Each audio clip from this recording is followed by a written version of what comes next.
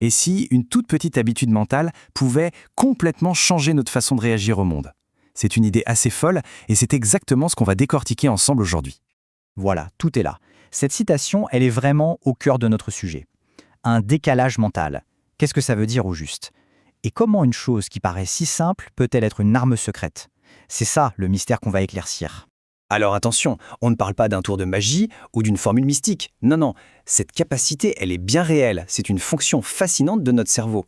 Allez, plongeons un peu dans la science pour voir comment ça marche. Le nom scientifique de ce super pouvoir, c'est l'inhibition cognitive. Bon, pour le dire simplement, c'est la capacité de notre cerveau à appuyer sur le bouton pause juste avant de faire ou de dire quelque chose. C'est ce qui nous empêche de réagir à chaud et de le regretter amèrement juste après. L'image du contrôleur de trafic est parfaite pour ça.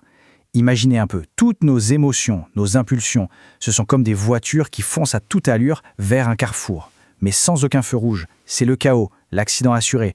Eh bien, notre système de contrôle exécutif, c'est justement ce contrôleur qui va mettre de l'ordre, qui va dire « stop, toi tu attends, toi tu peux passer ». Il gère le flux pour que tout se passe bien.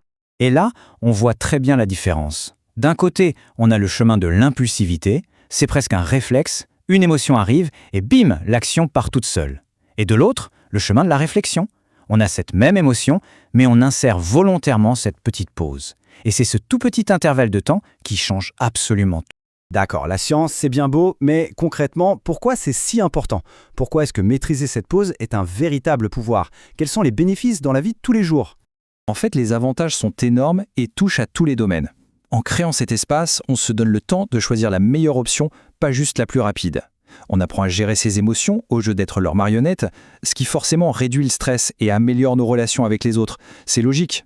Et attention, le point clé, c'est que cette pause, ce n'est pas du vide. Ce n'est pas du temps mort. Au contraire, c'est un moment où le cerveau travaille activement. C'est le moment précis où il se demande « Ok, si je fais ça, qu'est-ce qui va se passer après ?» C'est de l'évaluation de risque en temps réel, en fait.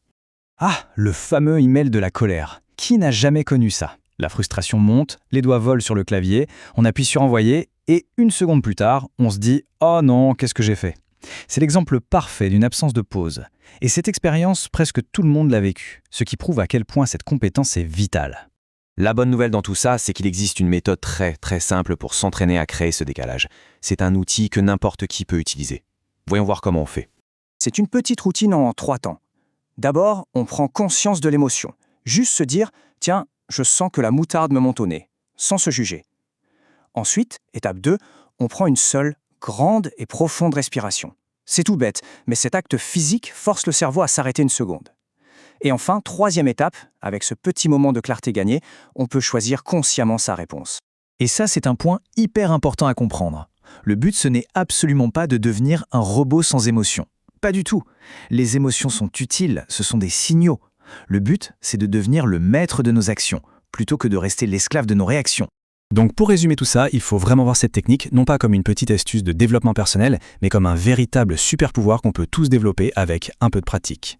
C'est une très belle façon de le dire. Entre ce qui nous arrive, le stimulus, et la façon dont on y répond, il y a cet espace. C'est dans cet espace que se trouve notre liberté de choisir. C'est là que se passe tout le progrès personnel. Et je vous laisse avec une petite question, juste pour la réflexion.